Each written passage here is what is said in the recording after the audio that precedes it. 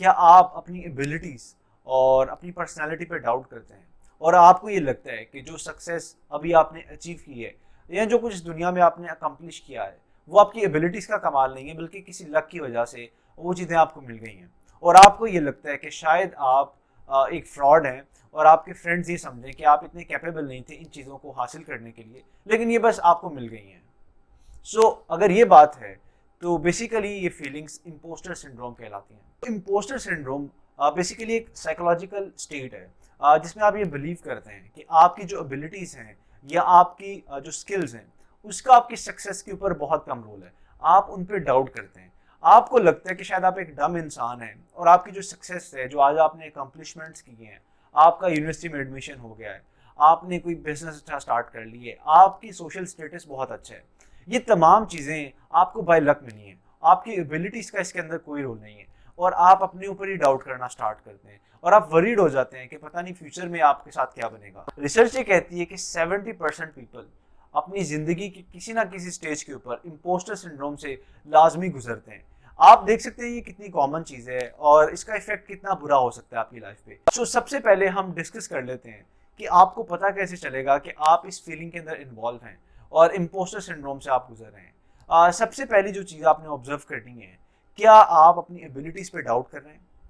क्या आपको ये लग रहा है कि जो आपकी सक्सेस है, जो आपकी अचीवमेंट्स हैं, वो आपसे बिलोंग नहीं करती, वो किसी लक की वजह से आपको मिल गई हैं और फ्यूचर के अंदर आप यही रिजल्ट नहीं अचीव कर सकोगे अनलेस एंड अनटिल आपके साथ लक ना हो? क्या आपको ये डर लगता है कि जो आपके साथ एक्सपेक्टेशंस हैं, आपकी अपनी एक्सपेक्टेशंस और फैमिली की एक्सपेक्टेशंस, आप वो पूरी नहीं कर सकते, और जो फैमिली आज बहुत खुश हो रही है आपकी अचीवमेंट के ऊपर, वो एक लक का कमाल था और पता नहीं वो लक आपके साथ बाद में होगी या नहीं होगी? क्या आप अपनी लाइफ में बहुत चैलेंजिंग गोल्स डिसाइड कर लेते हैं और जब वो अचीव नहीं होते और आप स्ट्रेस के अंदर चले जाते हैं? अगर तो ये तमाम सिम्टम्स हैं और आपकी लाइफ के अंदर ये चीज़ें हो रही हैं तो ये बात तो तय है कि आप इम्पोस्टर सिंड्रोम से गुजर रहे हैं।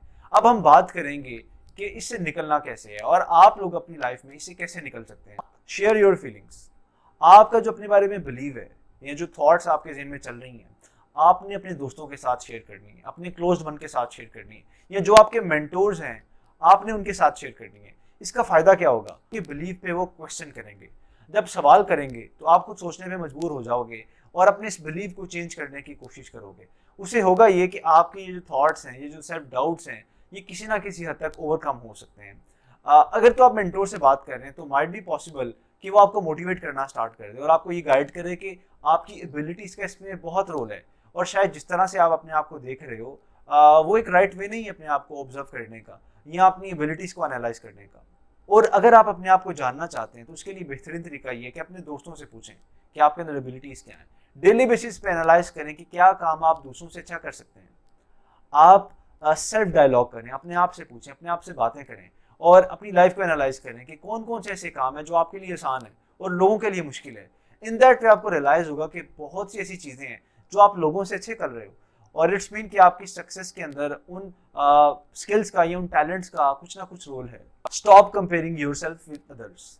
जब कभी आप अपने आप को अपने किसी फ्रेंड से, अपने कज़न से, अपने क्लास फेलो से कंपेयर करते हैं तो होता ही है कि हर इंसान के पास डिफरेंट एबिलिटीज़ और स्किल्स होती हैं और जब आप दूसरे बंदे को देखते हो तो आपको नज़र आता है कि यार जो इसके पास स्किल है ना मेरे पास नहीं है, और आप डाउट में चले जाते हो कि आप इतने कॉम्पिटेंट नहीं हो, आप सोसाइटी के अंदर सर्वाइव नहीं कर सकते, लोग आपको लाइक नहीं करेंगे क्योंकि आपके पास स्किल्स नहीं है। उस मोमेंट के ऊपर हम टोटली फोकस कर रहे होते हैं अगले बंदे की टैलेंट, उसकी स्किल और उसकी स्ट्रेंथ के ऊपर और अपनी वीकनेसेस को देख रहे होते हैं, क्योंकि ज़रूरी नहीं है कि जो अगले के पास स्किल्स हैं वो आपके पास भी हों। इन दैट वे भी क्या होता है कि आप इम्पोस्टर सिंड्रोम में चले जाते हैं। आप इस चीज़ से बचें, लोगों के साथ बिल्कुल कंपेयर ना करें और अपना कंपैरिजन अपने साथ करें कि पहले आप क्या थे, आज से 1 साल पहले आपके पास कौन सी एबिलिटीज़ थी और अब आप क्या कुछ अचीव कर चुके हैं, अब आपके पास कौन कौन सी एबिलिटीज़ हैं। इन दिस वे क्या होगा कि आप अपनी वीकनेसेस के ऊपर नहीं, अपनी स्ट्रेंथ के बारे में देख रहे होंगे और लोगों से कंपैरिजन नहीं करेंगे और उस डाउट्स के अंदर नहीं जाएंगे। अगर आप कंपैरिजन से बचना चाहते हैं तो उसका एक वे आउट ये हो सकता है कि आप अपने सोशल मीडिया का यूजेज कम कर दें। रिसर्च ये बताती है कि ओवर यूज होता है सोशल मीडिया का, उसकी वजह से भी हम कंपैरिजन में चले जाते हैं, क्योंकि सोशल मीडिया पे हर इंसान अपनी अच्छी बातें शेयर कर रहा होता है, अपनी अकम्पलिशमेंट शेयर कर रहा होता है, अपनी स्ट्रेंथ बता रहा होता है, और उस मोमेंट के ऊपर जब आप उन्हें देखते हैं और अपने साथ कंपैरिजन करते हैं उनका, तो आपको लगता है कि यार आप तो कुछ भी नहीं है, आप तो आटे में नमक के बराबर भी नहीं है। सो इस चीज़ से आप अवॉइड करें।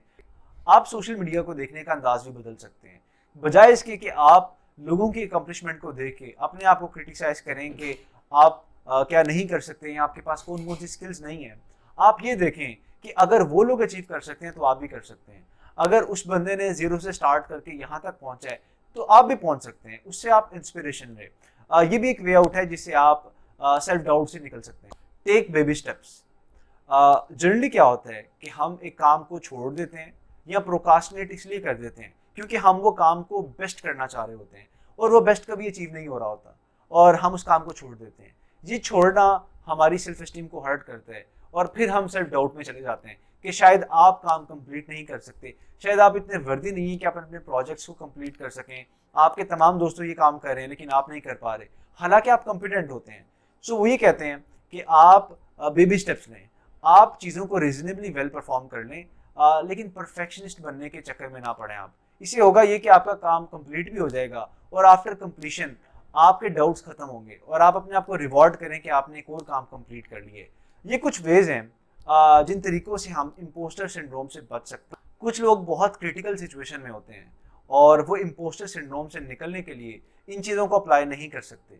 सो उनके लिए मेरी सजेशन ये है कि किसी साइकोलॉजिस्ट से वो मिलें और अपनी ट्रीटमेंट करवाएं ताकि किसी और बंदे या किसी प्रोफेशनल की हेल्प से वो इस सिचुएशन से निकल सकें और अपनी लाइफ में वो अच्छी सी ज़िंदगी गुजार सकें।